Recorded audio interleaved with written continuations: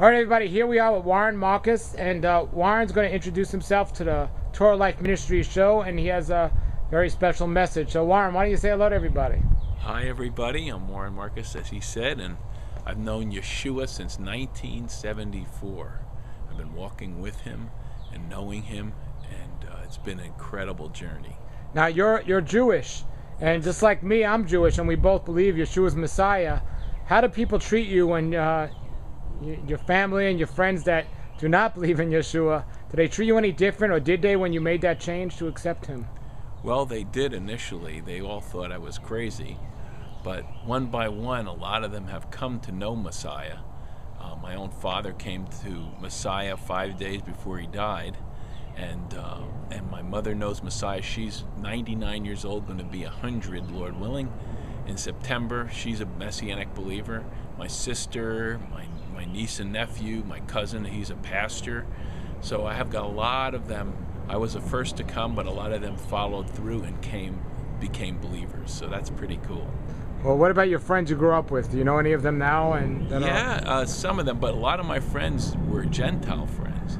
And so they were brought up in, quote unquote, the church, but a lot of them didn't really know God. And I asked them questions, but they couldn't answer them to me. I was trying to find out who the one true God is and who, all this stuff, and they couldn't help me. Well, there are Jewish people today that believe in Yeshua as Messiah. Amen. But then there are Jewish people out there who believe in Yeshua as Messiah, but they want to live the way Yeshua lived. In other words, you got Jews for Jesus and you have the Messianic Jewish people. Can you talk about the difference? Well, I think the key is that, and it took me a long time. I mean, living and breathing in different churches and going different places, it was hard to make the connection. I mean, it was very hard to see how the foundation, which is Hebrew, was in the church. It was distant. It was not there.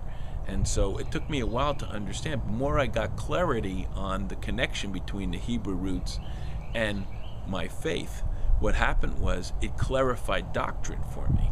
I mean, now I understand things that I didn't understand before. There's all these arguments in, quote unquote, the church today, and you hear them arguing over this, modes of baptism. They get into all kinds of stuff, just the Holy Spirit, grace versus holiness, all these things. But it all comes together and it clarifies when you understand the roots, the Hebrew roots. The foundation is the Hebrew roots, and people look at quote unquote the new covenant or the renewed covenant, and they say, what a beautiful house. But then they look at the foundation, they go, oh, that's ugly, that I don't like that, that's old, let's pull it out. Well, if they pull it out, the house falls down, and that's what's been happening in the church today. And there's a lot of people, thank God, who are rediscovering the Hebrew roots and understanding now why the house can be even strengthened. As they strengthen the foundation, the house becomes stronger. Why do you think that there are so many people who are believers out there today and they still experience diseases of the average person out there who's not a believer? Well, I think it does come down to you are what you eat. And God, in His mercy, gave in the Torah certain understanding of eating biblically the correct way. And, it's interesting that there are various penalties for disobeying the law, the Torah, in different areas. We know that Jesus took on some of these penalties and curses upon Himself when He died, for us. But at the same time, there's things of wisdom that God gave. Now, He didn't prescribe for those that didn't eat clean, kosher. He didn't say you're going to be cut off from the land of the living by penalty. But basically what He was saying is, here's what you should eat, here's how you should eat, and if you eat the right way, you will live a long life. The penalty for not eating the way God recommends you to eat is you bring sickness upon yourself. And so we learn that there are proper ways of eating. And we further get complicated because of the way things are processed today, different things. Whereas people did eat meat and various things in their day, there's a lot of things that have happened with meat. Chemicals have been introduced and all those types of things. We know that eating vegetarian, you don't, you really don't, you're not in conflict with any area of the law in terms of eating, and it's healthy. So in other words, these are the things that I think there's wisdom that we could learn from. There's wisdom that we can learn from the Torah. Now, you are a producer of a very well-known Messianic show where they have a lot of amazing healings that they talk about on the show.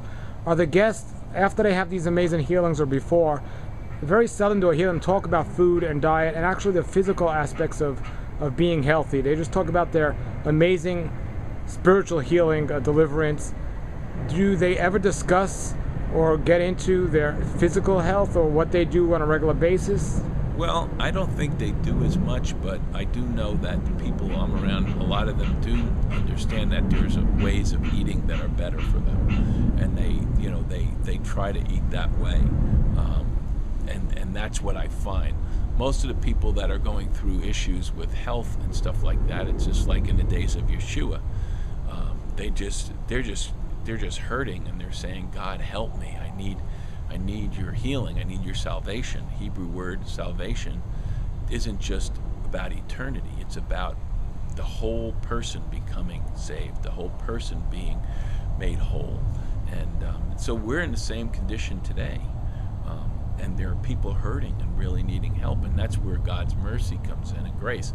But once he saves us, once he brings us to fullness and completeness and understanding, then he doesn't want us to stay in the condition we're in. He wants us to learn by knowledge of how we can live better for him and run the race that he has for us. And so part of that whole thing is eating healthy and understanding those things. Warren, you wrote a book. Can you tell us a little about your book?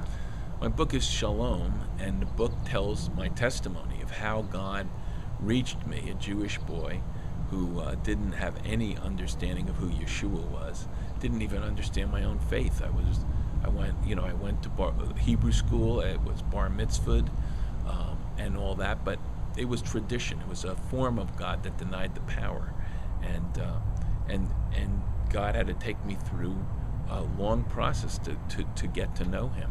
I'd ask Gentile friends who claimed to know Yeshua, and they couldn't explain to me things because a lot of them didn't know themselves.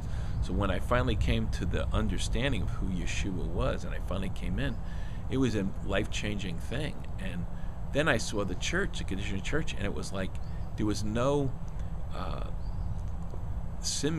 there was nothing similar between what Israel was and what the church was. It was like a totally foreign thing. And that took me a while to understand how we had schismed from the roots, the Hebrew roots. And as I started learning more and more of this and understanding not the traditions of the rabbis that we have today, which is added to, but the biblical Hebrew roots, it's powerful. It's powerful what God can do in your life. Well, give us your website and how people can get your book and get in touch with you. Well, the best way for them is to basically write me on my email address, which is Warren, W-A-R-R-E-N, Marcus, M-A-R-C-U-S, @mac.com. And that's the best way for them to get in touch with me if they want to get the book and such. I'll tell them how.